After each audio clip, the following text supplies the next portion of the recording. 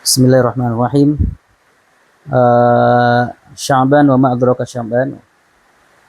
Sya'ban adalah salah satu bulan dari 12 bulan yang mana Allah Subhanahu wa taala telah menyatakan dalam Al-Qur'an, ba'da a'udzu billahi minasyaitonir rajim, inna 'iddatash syuhuri 'indallahi 12 syahran fi kitabillah.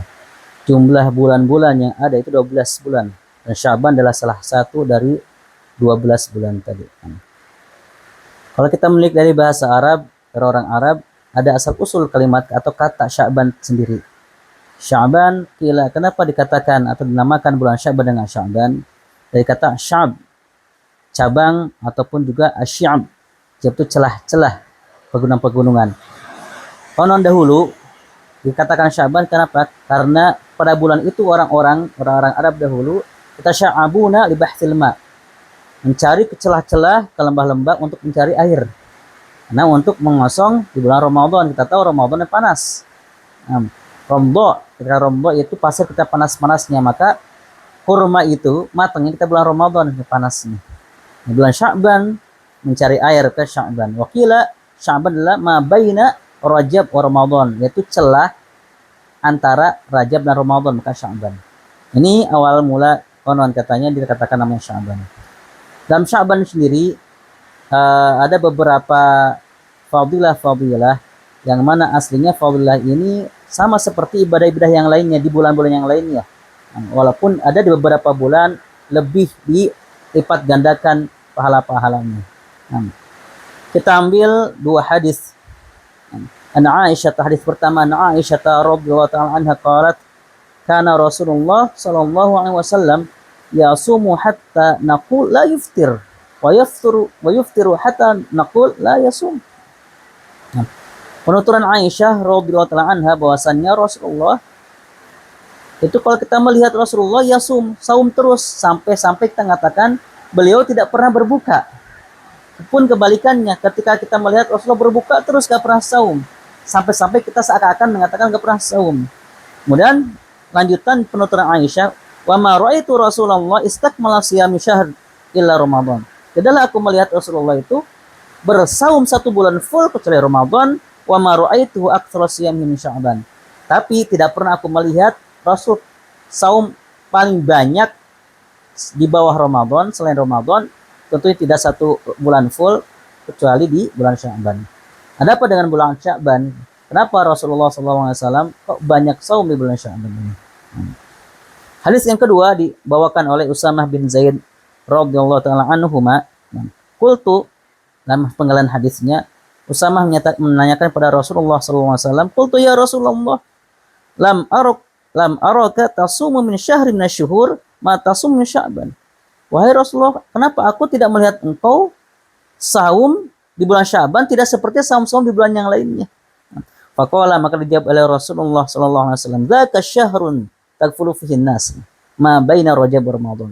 Itulah bulan yang dimana orang-orang banyak lalai, diapit oleh Rajab dan diapit oleh Ramadan. Rajab syahrul haram, bulan haram yang mana dilipat gandakan pahala di sananya, sedangkan Ramadan syahrul siyam. Maka Sya'ban ini tengah-tengah lalai.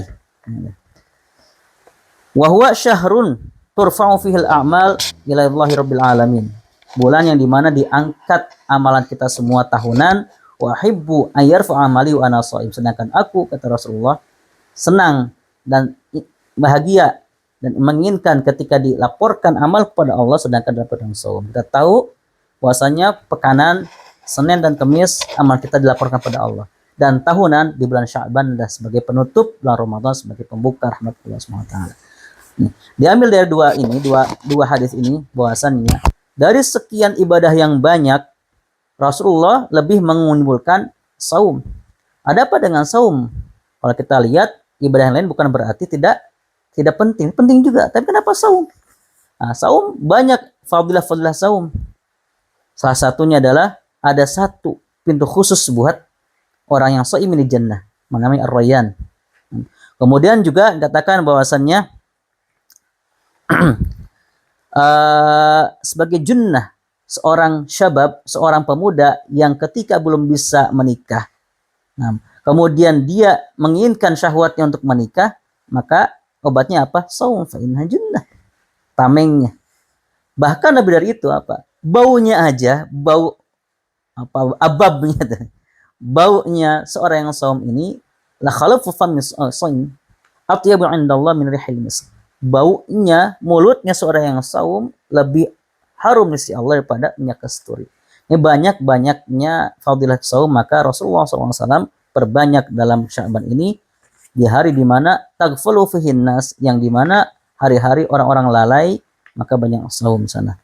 Ibnu Rajab mengatakan bahwasanya, Ibnu Rajab Al-Hambali mengatakan manzilatu as-saum fi Sya'ban ini. Kedudukannya saum di Sya'ban ini sebagaimana rawatib. Itu salat rawatib qobliyah dan ba'diyah. Qobliyahnya sebelum Ramadan itu qobliyahnya adalah perbanyak saum di Sya'ban. Kemudian ba'diyahnya itu saum Syawal. Maka perbanyaklah di bulan Sya'ban. Maka taib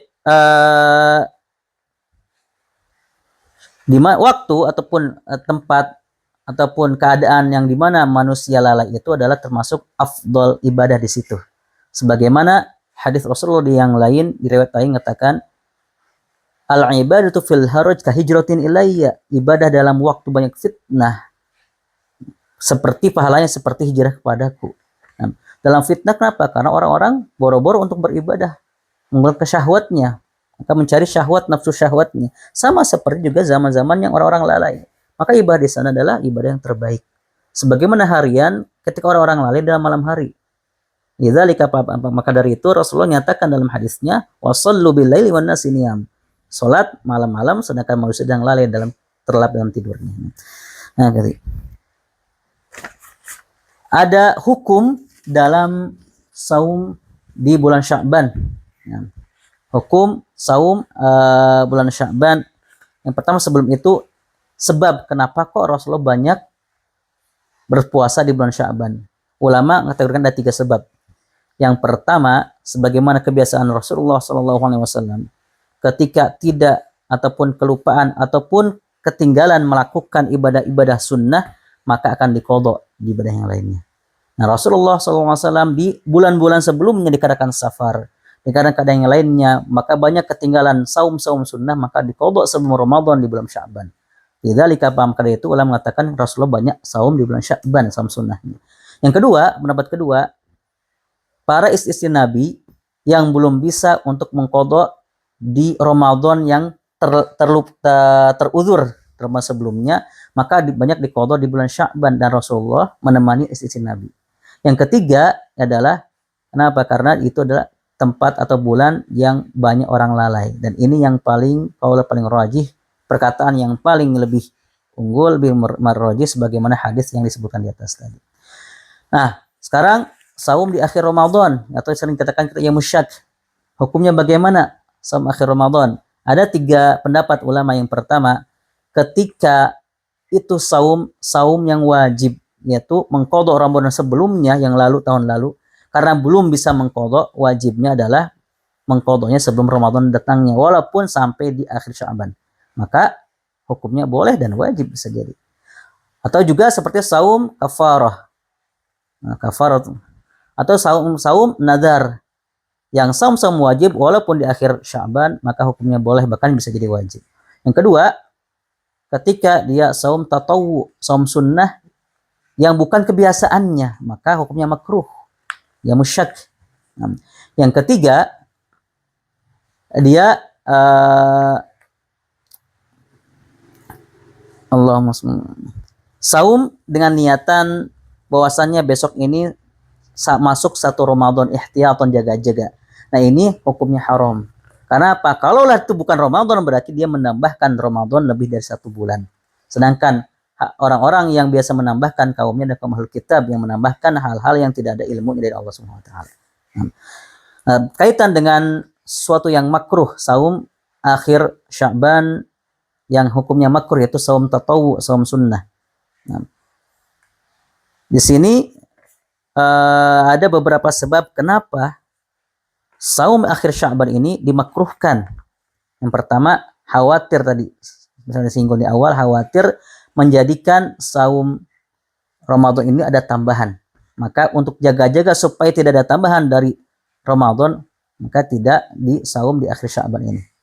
Yang kedua juga sebagai apa? Sebagai al-faslul bainal jinsain ibadatain, memisahkan antara dua jenis ibadah. Yang pertama ibadah wajib yaitu saum Ramadan, yang kedua saum sunnah. Maka harus ada fasl, harus ada apa? Ada jedanya, nggak digabungkan. Sebagaimana setelahnya nanti Syawal itu nggak boleh langsung bandar Ramadan langsung Syawal, nggak, maka jeda 1 hari di hari Id Haram di sana untuk saum misalnya. Begitu pula di akhir Sya'ban. Nah, sebagaimana Rasulullah SAW yang melakukan ketika di sholat subuh.